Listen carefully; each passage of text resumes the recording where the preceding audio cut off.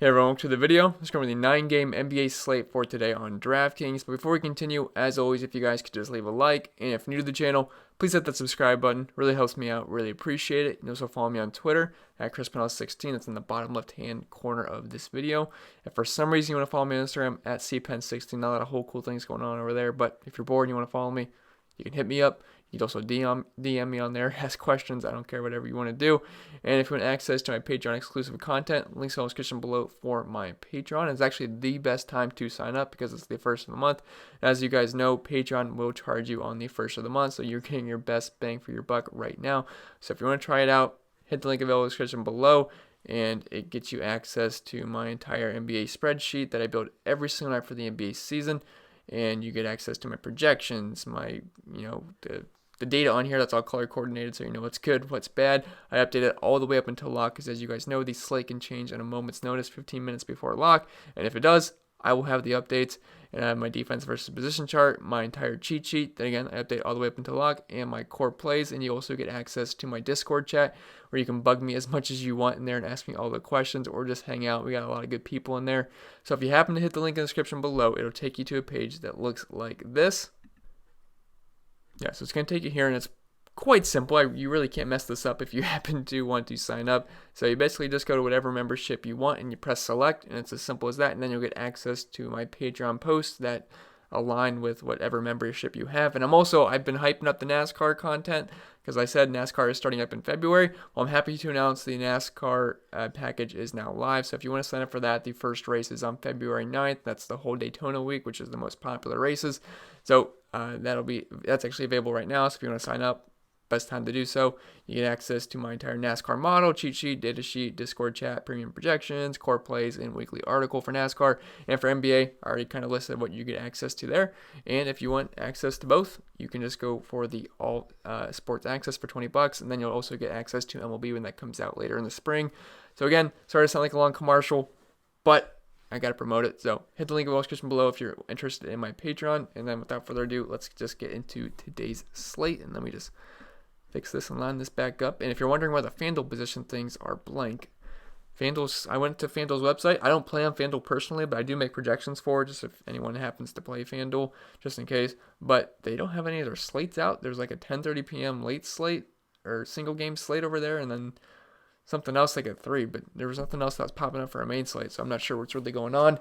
Maybe I'm just missing it and I'm stupid, but I didn't see anything. But I don't think you guys are here for FanDuel anyway, because the title of this video is Draftkings, and that's pretty much the only the only website I covered. So let's just start from the top here. We got LeBron up top at 10,600, so he's actually, I thought he'd smash tonight. I'll check the score right now, but last time I looked, he wasn't doing that hot. Let's see, I know Anthony Davis was balling out last time I looked. So yeah, LeBron's only at 32 points late in the third, so that's actually very surprising. I thought he'd be smash city. He's 90% owned, so really it's not like it matters too much. But yeah, a little bit surprising there. But you gotta have interest in LeBron here at 10,600. Matchup versus Sacramento is kind of whatever. I don't like the pace of this game. It's gonna be a pretty slow game. Lakers are 15th in pace of play, which isn't too bad, but Sacramento is all the way down to 24th. If we head over to our DVP chart, I mean, they're an okay defensive team, but they're not great. But they do rank 13th versus point guards, 24th for whatever you want to call LeBron, point guard, small forward. They do rank 23rd versus small forwards.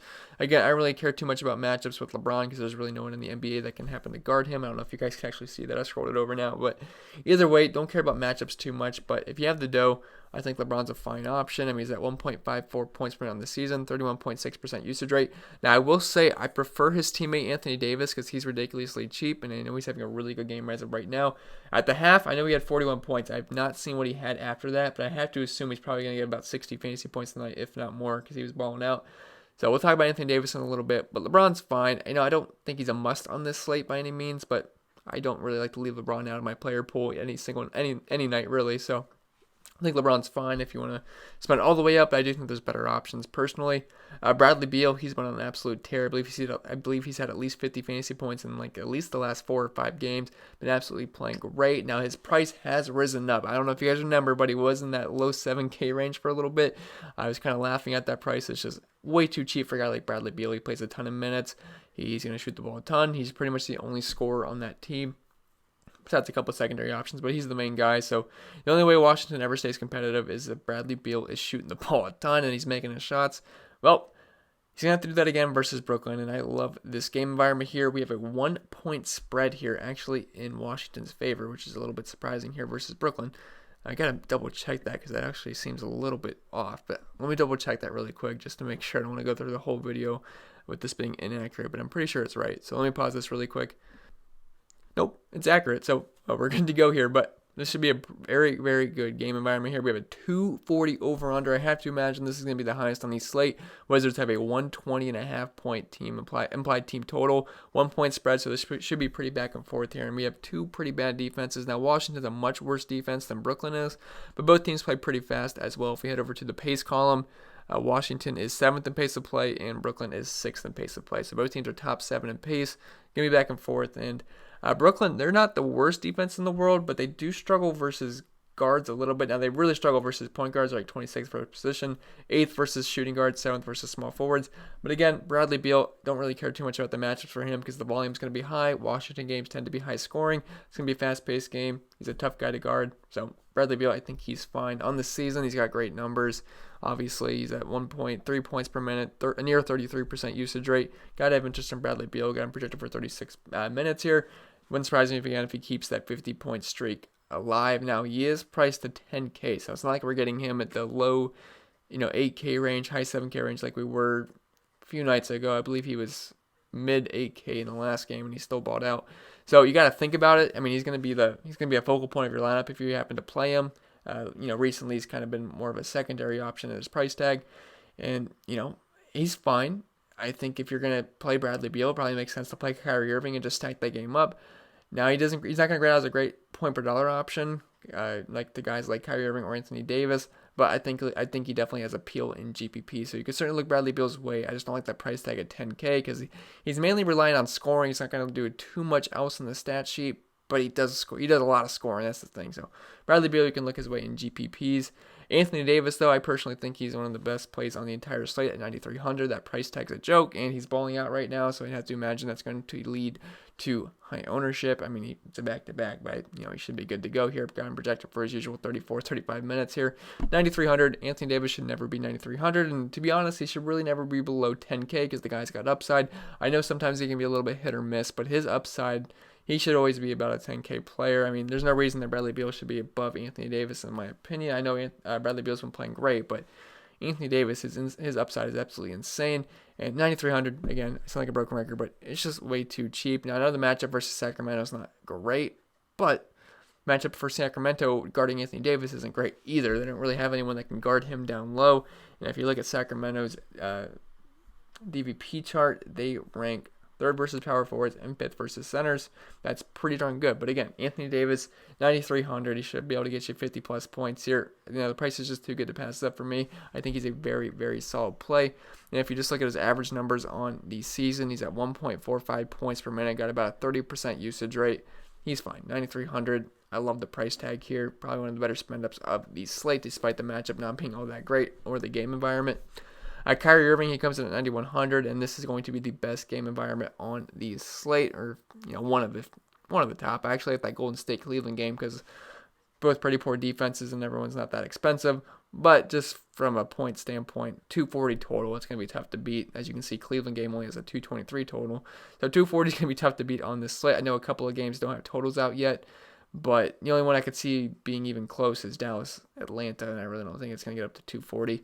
But Kyrie Irving, he busted in the last game, but maybe his motions with Kobe Bryant got got a hold of him too much. I don't know. I can't really count that into effect. But Kyrie Irving, if he's gonna get 30+ minutes here, which he will, I think he's fine versus Washington, one of the worst defensive teams in the NBA. Like I said, 240 total with a 1-point spread. This game's going to be pretty back and forth, and I think Kyrie Irving's a big part of this game. On the season, he's at 1.42 points per minute, 32.5% usage rate, and that's better numbers than Bradley Beal at 9,900. So I'd prefer Kyrie Irving over Bradley Beal, but I think they're both fine in tournaments. If you want to run it back with these two guys in your lineup, there's enough value to get it done, so I certainly think you could look that way. But I do think Anthony Davis is a more safer play than Bradley Beal, but both are fine. But yeah, like I said, Kyrie Irving gets an elite matchup versus Washington, the third worst defensive team in the NBA. They rank 26th versus point guard. So Kyrie Irving, he's going to grade out as a pretty good point per dollar option among these high-end players. So certainly look his way in an elite game environment. D'Lo at 8,500. Wish he was a tad bit cheaper, but I still think he's a very good option here versus Cleveland. We know Cleveland is absolute trash when it comes to opposing guards. They're ranked 29th versus point guards, 30th versus shooting guards, so you really can't ask for a much better matchup for D'Angelo Russell here. We know the guy's going to shoot the ball a ton, and he's got plenty of upside. He's a good player, and only a 223 total here, 111 point implied team total. Not very. Both teams are not that great, but we only have a 1.5 point spread, so I think this game's going to be pretty back and forth here, and hopefully Cleveland should be able to keep it close. They are playing in Cleveland, so it should be kept close. And on the season, he's at 1.26 points per minute. He's got a 32.4% usage rate. I don't have Alec Burks listed here, but I also think you could look his way as well because the matchup is just pristine here for the, I almost said the Phoenix Suns for some reason, for the Golden State Warriors. So D'Angelo Russell, 8,500. I think he's a pretty solid option versus one of the worst defenses, not in the NFL, in the NBA, Cleveland. Rudy Gobert, 8,400. I don't really like playing Rudy Gobert, and I'm honestly not sure if I've even played him yet this season. I might have played him once when it was a smaller slate, but not something I typically play. But he gets a really good matchup here versus Portland. They are one of the worst defensive teams in the NBA, and they also rank 23rd versus center, so you can certainly look his way. But his points per minute rate isn't going to grade out too good, and that's really why I don't play him too much. As you can see, he's only at 1.18 points per minute with a 17% usage rate. And I mean, if you're going to give me 100 more for D'Angelo Russell, I'd much rather play Russell, who's at 1.26 points per minute at a 32% usage rate. But Rudy Gobert, he flashes upside games. He also has, he's got the capabilities of a downside game as well.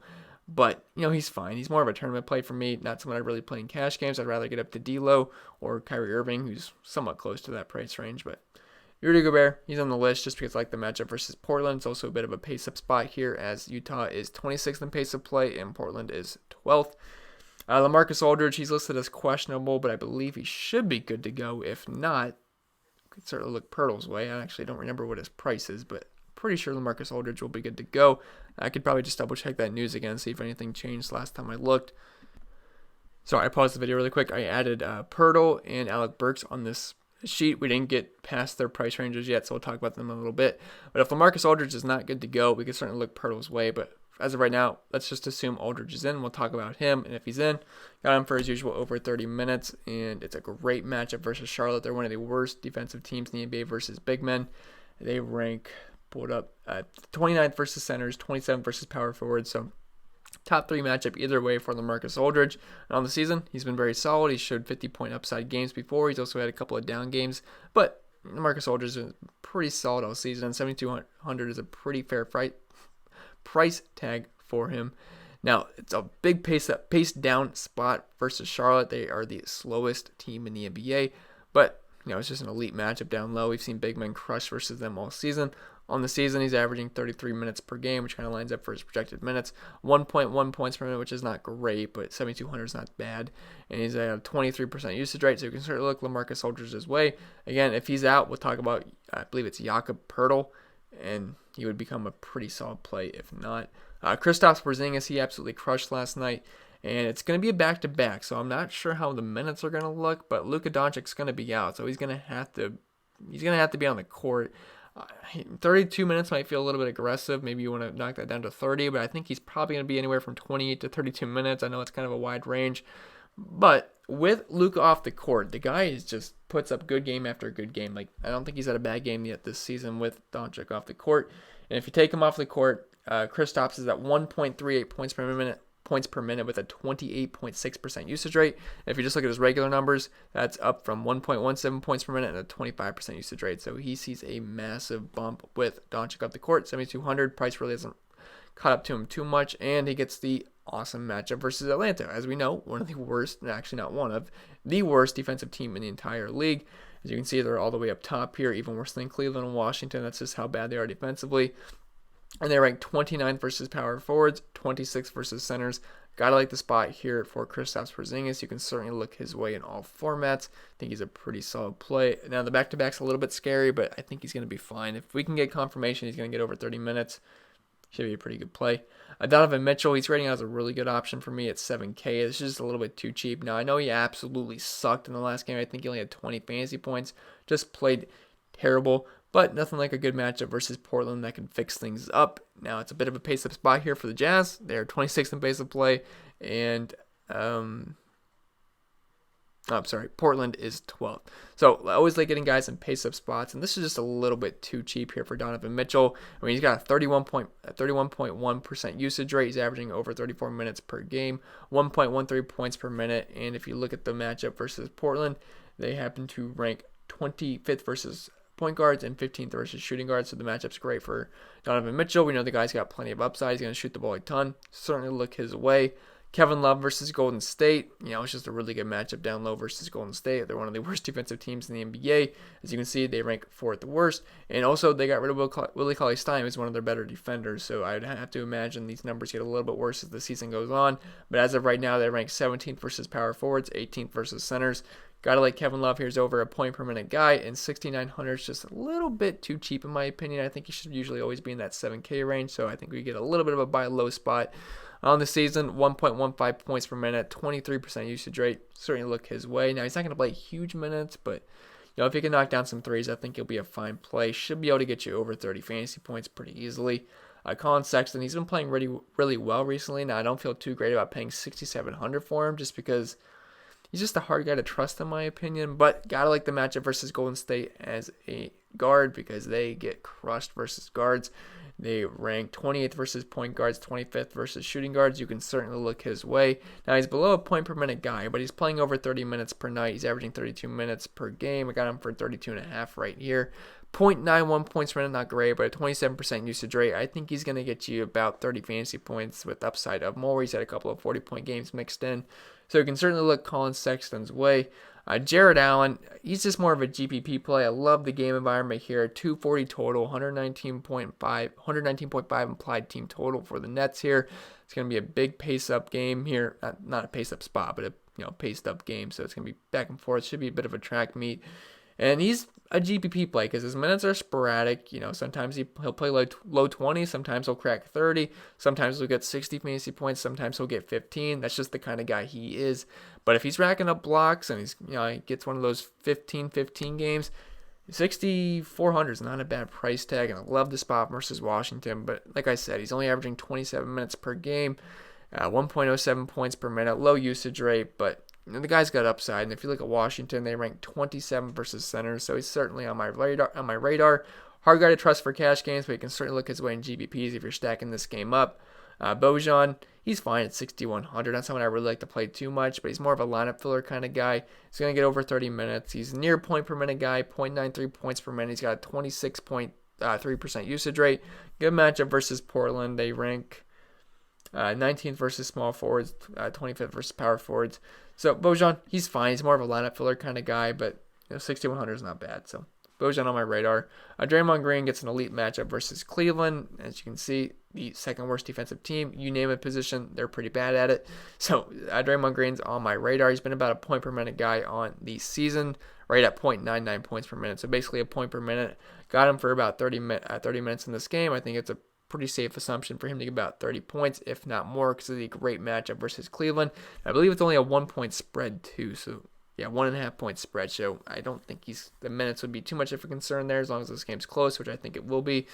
And this team has a history. Draymond Green's got a history with Cleveland. I know LeBron's not there anymore, so I'm not really sure if he cares now, but the history's there at least.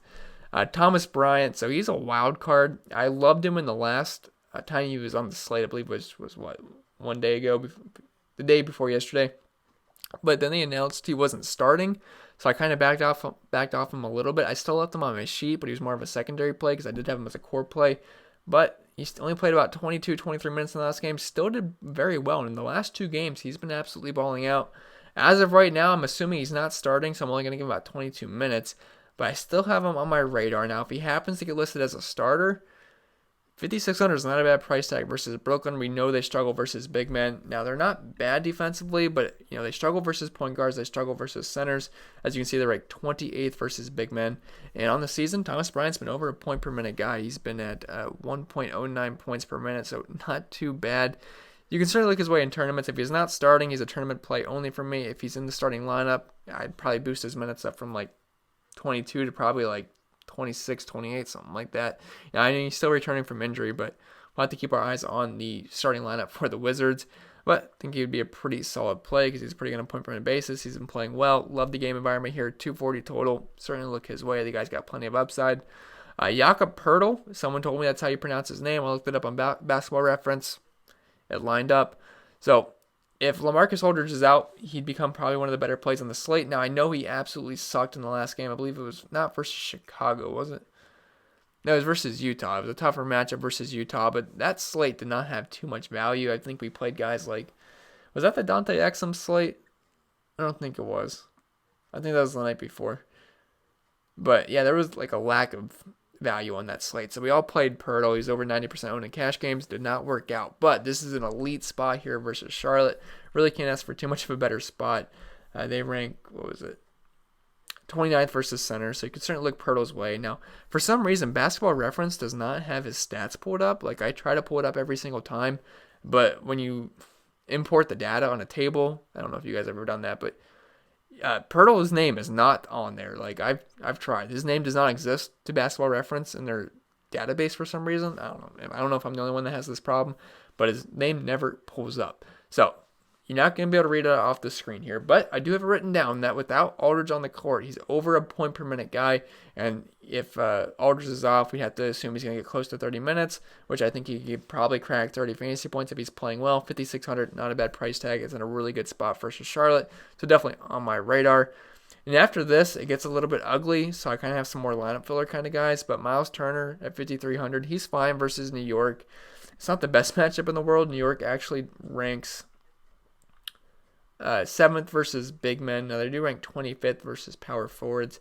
He's fine. I mean, it's not someone I love. He's going to get close to 30 minutes as long as he's good to go. And on the season, he's at 0.92 points per minute. I don't love it, but 5,300 is a bit cheap for him. He's almost entering that 4K range, so you could look his way, but he's more of a lineup filler, last piece kind of guy. Alec Burks, I might rather go with Alec Burks. Now, I don't think he's going to play as many minutes as Miles Turner would, but it's all about the matchup here versus Cleveland for me. I think, guards versus Cleveland just absolutely smash. I think all the guards in this game could play well because, as you can see, Golden State, dark greens here versus guards, and Cleveland, dark greens here. And Alec Burks, they're ranked 29th versus point guards, 30th versus shooting guards. You can't really ask for a much better matchup for a guy like Burks. Now, on the season, he's typically a guy I play when D'Lo happens to miss a game. Obviously, that's not going to be the case here.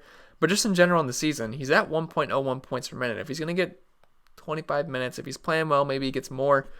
I think he could probably crack 30 points. And at 5,300, it's not bad. And the guy's shown massive upside games before. Obviously, that's with certain guys being out.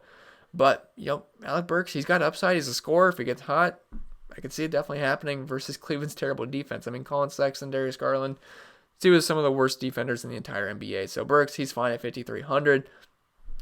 Like I said, we just got a couple of lineup fillers here. Tristan Thompson at 5K. He's been about a point per minute guy in the season. He should get close to 30 minutes. Golden State's defense took a hit down low once they traded Willie Cauley-Stein. They're ranked 18th versus centers as of right now, I believe. It was 18th versus centers. Yeah, 18th versus centers. So that's actually number has been dipping because I believe they were around 15 or 14 when they had Willie Cauley-Stein. So that number's been dropping a little bit. And I think that will continue to drop. I bet they're at the end of the season, they'll probably be a bottom 10 team versus big men. But you can look his way. Don't love it, but lineup at this point in the video, we're just getting into some of the lineup fillers. Murray at 5K. He had a pretty good game last time out. Charlotte is worse versus big men than they are versus guards, but he's over a point per minute guy on the season, 1.08 points per minute. And if Aldridge happens to miss, he gets slight boost in the point per minute category and usage rate. So you could look his way. JJ Barea. So we all thought Brunson was going to be the starter. That was not the case. They actually announced that JJ Barea was starting, and then Brokoff, is that how you say his name? Brokoff, he was in the starting lineup, which was weird. So they kind of threw us a curveball. Now, Barea started out really hot. He cooled off a little bit in the second half, but he still had a pretty good game. I think he had 30 fantasy points, or he might have more, but he played pretty well. I think he got a double-double. Last time I looked, he had 9 assists and over 11 points. I had to imagine he probably got another assist in the game, but he played pretty well. And if you take Luka off the court, numbers are pretty darn good. 1.37 points per minute with a 28.9% usage rate. Now, it's a smaller sample size, but those numbers are really, really good. Now, he's not going to play a lot of minutes. He probably gets about 20. He's probably going to see anywhere from 18 to 23 minutes tomorrow, if I had to guess. But love the matchup here versus Atlanta. They're the worst defensive team in the NBA. They're ranked 18th versus point guards, 20th versus shooting guards. Elite matchup here. And with Luka off the court, his numbers are absolutely fantastic. Now, they did rise his price, but 4,600 is not that bad. I believe they have Brunson over 5K, so I'd probably side with JJ Barea as long as he is named the starter. So you can sort of look his way. Not going to play big minutes, but it's Atlanta, and numbers are really good with Luka off the court.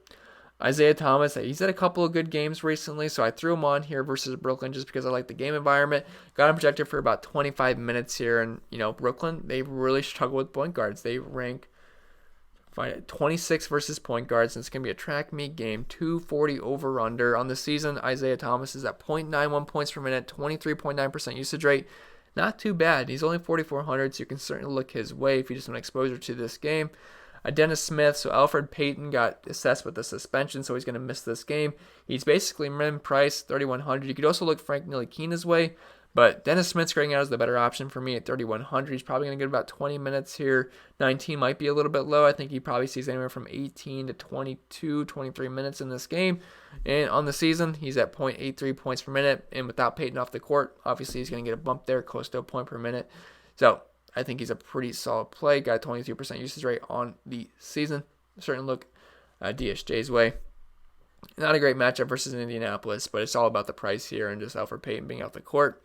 And Ryan Broekhoff, he was okay last night. I think he had, 9 real-life points or 5 assists, I want to say.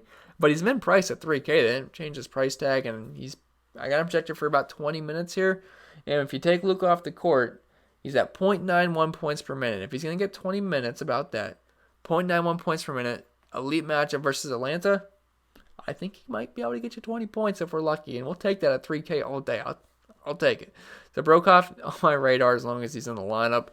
And that's pretty much going to be it for the players I want to talk about. And you guys know I got to talk about the sponsor, OverlayDFS.com. So I'll see you over there in a second. So guys, if you're new to the channel, this is OverlayDFS.com. It's a new fantasy DFS website that, it's pretty fun. It's more suited for the casual player. So if you don't have to deal with the sharks like Chipotle all that over on DraftKings or FanDuel, you can check out OverlayDFS.com, and it's as simple as I'm about to say. It's just a pick'em based website. So this is an example from a couple of nights ago. If you think Chris Middleton was going to outscore Eric Bledsoe, you picked Chris Middleton. If you thought Bradley Beal was going to outscore Kemba Walker, you picked Bradley Beal. And if you thought Love was going to outscore, I don't know who that is, Alonzo Ball, you picked Kevin Love. It's as simple as that. There's no salary cap restrictions. It's not going to take too much of a collective effort to think through building a lineup. You just pick whoever you think is going to score the most points. What I personally do is I just use my projections, and whoever I have projected higher, I play that player. And I've been having a lot of success on OverlayDFS.com. So if you want some extra help, if you're going to Overlay, check out my projections. So if you want access to the projections, like I said, the link's in the description below for my Patreon. But love OverlayDFS.com. I would not recommend it to you guys if I didn't play there myself. And so the payout structure, so in this contest, I did happen to cash. So if you finish in the top 10% of the contest, you win 9 extra money. So for example, this was a $22 double deuce contest. I happened to place. I was in 5th place. I believe they paid out the 6th places. I won $180. It's as simple as that, and they pay you out quick. And I'm not talking about paying out to your account balance on the website. I'm talking about money into your actual bank account. They pay you out quick. I know a couple of nights, I believe I withdrew around 1 a.m., the money was in my bank account by 3 a.m. They pay you out extremely quick. And I'm not saying you guys got to quit DraftKings and just play over on OverlayDFS.com. You can just, throw some extra money on over there. Just add some more spice to the night for your DFS life. So check it out, OverlayDFS.com. And they also have a jackpot if you go 12-0 in your picks. It's not as easy as it sounds, but if you happen to go 12-0 in your picks, I've been close a couple of times, you can win over $8,000. No one's hit it in a while, so the progressive jackpot has been rising. So if you want a chance at the $8,000 jackpot, check it out, OverlayDFS.com. I don't have a promo code to sign up, or have to tell them I sent you. Just go over there, sign up, and have some fun. They also have a Slump Buster challenge, where if you lose 20 days in a row, not like It doesn't have to be consecutive days in a row. Say if you play once a week for 20 weeks straight, if you happen to lose every single day, they will refund every single dollar that you deposited. So check them out. Good people over there. Would not recommend it to you guys if I didn't play there myself. OverlayDFS.com. And that's going to be it for this video, guys. If it was helpful, remember to leave a like. If you're new to the channel, please hit that subscribe button. Really helps me out. Really appreciate it. You also follow me on Twitter at ChrisPennell16. It's the first of the month, so check out my Patreon. You can sign up for the NASCAR package, which is now live. I'm very excited about that. Been working on that sheet for a while, so I'm glad it's going to be going live. Check it out. Get into the Discord chat, and I'll see you guys in the next video. And enjoy your weekend.